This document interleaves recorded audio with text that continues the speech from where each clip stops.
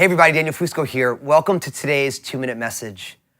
Maybe the 101 of Christianity is the idea of God's grace. The ABC is the most basic and also the most important thing. What is God's grace? My favorite definition of God's grace is to take the word grace, G-R-A-C-E, and you put a word to each one of them. G, God's riches at Christ's expense. God's riches at Christ's expense.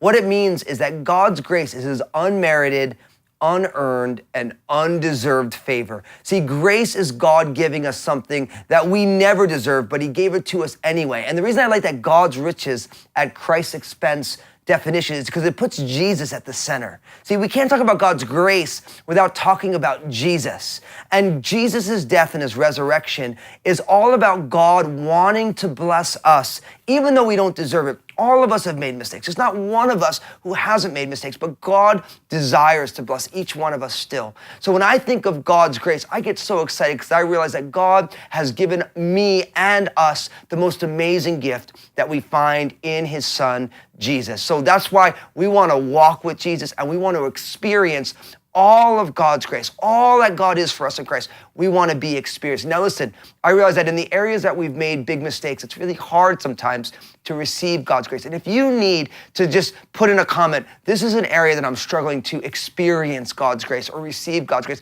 I want you to write it as a comment. There's no judgment for it. But people are going to start to like that comment because they're saying, I'm going to pray that God's grace would cover your heart and help you to take those next steps. So let's walk in grace and let's give grace to everyone we meet as we've received it from Jesus himself. God bless you guys today.